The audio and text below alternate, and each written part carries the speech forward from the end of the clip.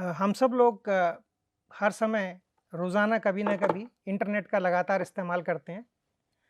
अधिकतर हम लोग इस्तेमाल करते हैं मेल भेजने के लिए, कई बार इंटरनेट को ब्राउज़ करने के लिए, कई बार सरकारी सुविधाओं को एक्सेस करने के लिए।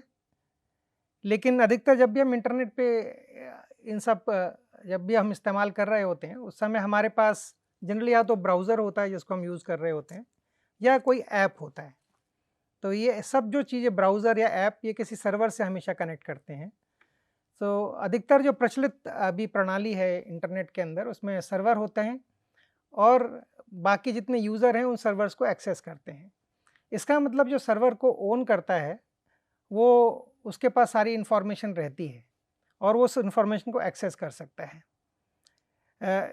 इस प्रणाली को हम लोग क्लाइंट सर्वर पैराडाइम या क्लाइंट सर्वर व्यवस्था कहते हैं।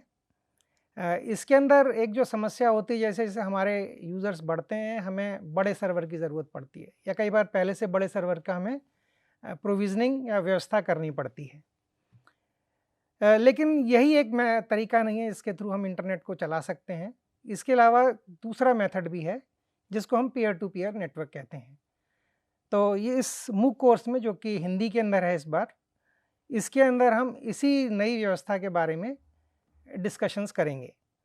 तो इसके अंदर हम जानेंगे कैसे इसको इम्प्लीमेंट किया जाता है। इसके लिए हमें चूँकि कोई अब सर्वर नहीं है, बड़ा सर्वर नहीं होता है, तो सारे जितने यूज़र हैं, जितने इस्तेमाल करने वाले हैं, उनके अपने मशीन जैसे मोबाइल फ़ोन हुए, लैपटॉप हुए, डेस्कटॉप या टैबलेट्स हैं, यही सर्वर की तरह भी काम करते हैं और यही क्लाइंट की तरह भी काम करते हैं।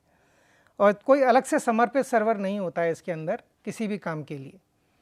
तो इसको लेकिन बनाने के लिए अब हमारे को बहुत सारी एल्गोरिदम्स की ज़रूरत पड़ती है। तो इस कोर्स के अंदर हम इन एल्गोरिदम्स को जानेंगे और ये एल्गोरिदम एक अलग प्रकार की एल्गोरिदम होती है, इनको हम डिस्ट्रीब्यूटेड हैश टेबल्स कहते हैं। तो इसके अलावा खाली हैश टेबल हो जाने के बाद हम उसके अंदर उससे काम कैसे लेंगे ये भी जानना होता है। तो इसमें जैसे कई काम होते हैं, हम संदेश को पहुंचाना चाहते हैं, मैसेजिंग जिसे हम बोलते हैं।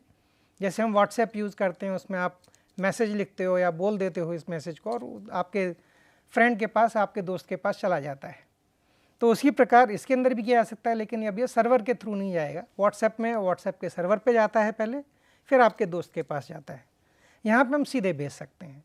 तो हम जानेंगे किस तरीके से संदेश भेजे जा सकते हैं, किस तरीके से हम एक फ़ाइल सिस्टम को क्रिएट कर सकते हैं जिसमें आप अपनी इन्फॉर्मेशन स्टोर कर सकते हो। बेसिकली आपके पास ज़्यादा स्टोरेज अवेलेबल है और लोगों के पास भी है, तो आप सब लोग आपस में कोऑपरेट कर रहे हैं एक बड़ा फाइल सिस्टम बनाने के लिए।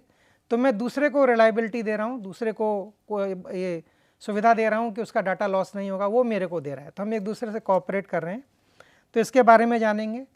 हम इसमें लाइव स्ट्रीम भी भेज सकते हैं, मैं वीडियो स्ट्रीम कर सकता हूँ और सब लोग सुन सकते हैं।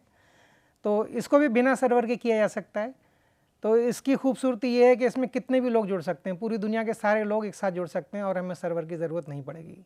जितने ज़्यादा लोग उतना बेहतर परफॉर्मेंस। ये सब करने के बाद सिक्योरिटी के इश्यूज़ आते हैं, तो हम सिक्योरिटी के इश्यूज़ के बारे में भी इसमें डिस्कस करेंगे। और एक बार जनरल अंडरस्टैंडिंग, एक समझ बन जाने के बाद आप किसी भी एप्लीकेशन के लिए इस तकनीक का इस्तेमाल कर सकते हैं। और बेसिकली हम क्या कर रहे हैं, सारे यूज़र्स के रिसोर्सेज को आपस में जोड़ के हम एक बड़ा रिसोर्स बनाने की कोशिश कर रहे हैं जिसमें के अंदर जितने लोग हैं उतने ही रिसोर्स अवेलेबल हैं और रिलायबिलिटी है। और कभी ऐसा नहीं होगा कि किसी ने सर्वर पे अटैक कर दिया, आग लग गई तो आपका सिस्टम बंद हो जाएगा, ऐसा कभी नहीं होगा।